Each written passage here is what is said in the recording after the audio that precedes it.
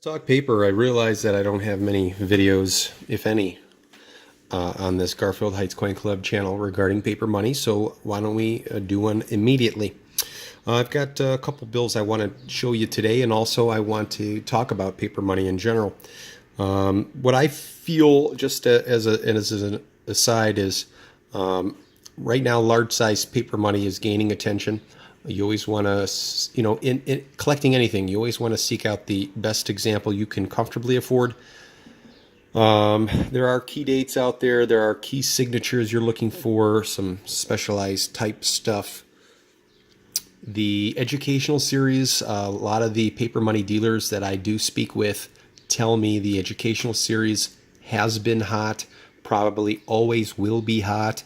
And anytime they get educational notes into their collection or into their shop or inventory, wherever, they tend to sell right away. So the educational, just beautiful, iconic designs.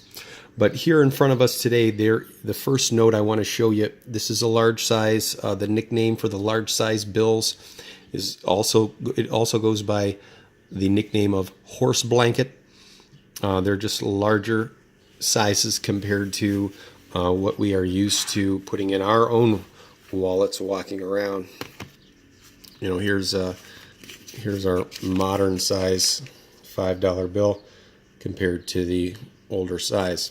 So anyways, a couple of things that you guys should be looking for. Number one is overall color.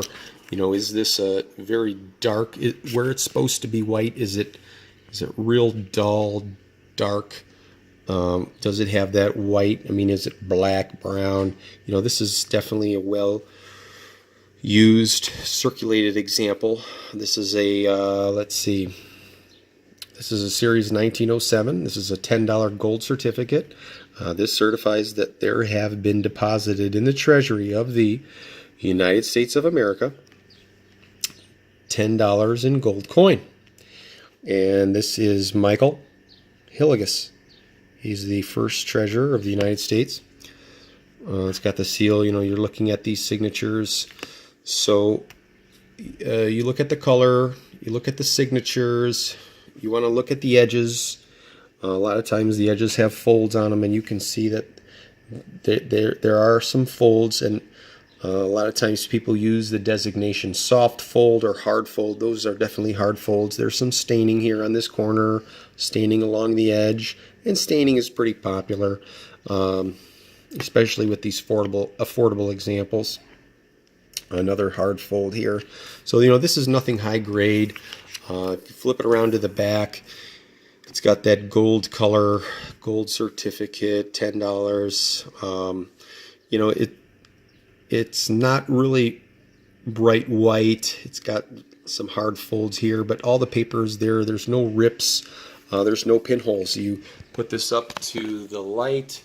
You look at it to see if there are any pinholes, and there are not. So this is a pretty solid fine 15 example, fine 12.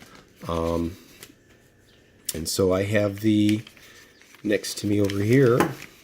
Let's bring it out. This is the collector price guide. These are free prices available online. It's the summer 2018 edition. This is let's see here. We are looking for gold coins. So this will be the next page. Let's take a look. Gold certificates, large. Okay, $20 bills, $100, $1,000, $20, $10. So this is going to be a $10 gold. It's a 1907, but how do you know exactly which number it is? That's going to be based on these two signatures. So you do need another book that's going to tell you exactly what FR number it is based on those signatures. But if we take a look at the fine 12 and work our way down to the $10 range, these are retail prices. You're looking at $195 across the board, unless you have the FR 1170, which seems like it's the key date in that series. What FR is this? Offhand, I do not know. But oh, I don't know if I mentioned this or not. Margins. You're looking at margins. We want equal margins. The distance between the edge and the ink on all four sides, we want that to be as equal as possible. You could have a note that just looks like it was made yesterday, but if the margins are off, sometimes the margin is what will keep that note down at a 63. And you just cannot grade a note higher than a 63 if the margins are way off. So this is the first note I'd like to show you. The next note I want to show you is another $10 bill. This is a little bit more scarce note. It has a nickname. The nickname of this bill is called the poker chip, and it gets its nickname from these circular designs right here, the 10. This is known as in the paper money world as the $10 poker chip. Very, very sought after piece. It's desirable. Again, it's the horse blanket design. A couple things you look at right away. Again, margins. Look at that margin. It's a very narrow margin. It's not the same here. These are wider, so the margin is going to kind of knock it down a couple points. If we look at the reverse margins look a little bit better. We've got a little bit more meat on the bone here. Another thing, we're looking at the overall color. It's got a beautiful color. It's not dark and dingy. It's got a nice white color. We've got these colorized threads. That was one way that they, back in the early 1900s, added those threads to make sure that these notes are not counterfeited. This is not a star note. A lot of times there will be a star there, and for the older horse blankets, the star notes are significantly more value.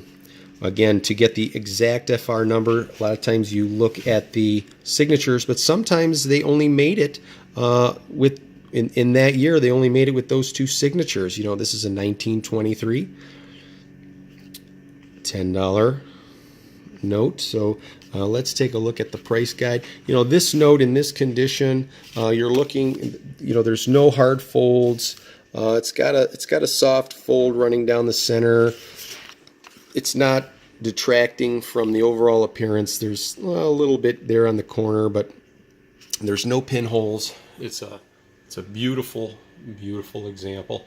And speaking to a couple different paper money dealers, they're telling me it's probably a VF30, might go XF40, definitely no higher than that. And a lot of the dealers that I talk to say, hey, if you have XF40, what more do you need? You've got a great note, great color.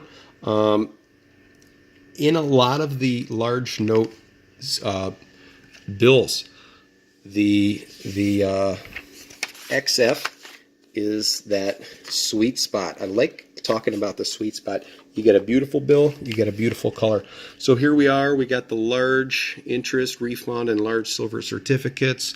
We found this bill. It's the FR 123. They only had that one design. This nickname for this bill is the poker chip. So the $10 poker chip, we're talking very fine 30. So we're probably going to be in between these two prices. But let's take a look. Down, down, down. So we're looking at $27.50 and $53.10. So there's quite a bit of difference here. That's why a lot of times to get these graded, it might be worth it. But if you know what you're doing, you can buy them at a good price and be comfortable with that purchase. But I would definitely not start here. If you like the large size notes, I would definitely recommend staying below $250. I personally like the older gold certificates, the silver certificates. You want to collect the brand name stuff. If you've got I don't have one in front of me, but a $1 1899 silver certificate. It's got that nickname of the Black Eagle. You want to collect a Black Eagle. You want to have a really nice Black Eagle. You want to have yourself a poker chip. You want to have yourself some educationals. Obviously, you're going to get more and more expensive, but start low, get comfortable, learn, network, talk, ask questions, reference the internet, reference several price guides, go to coin shows, and you're always learning. So here you go, guys. I think the first paper money video I have. More to come. I appreciate everybody. If you like this video, give me a thumbs up. If you want more paper money videos, let me know in the comments below. Tell me what you think about these bills, and what you think of the paper money market in general.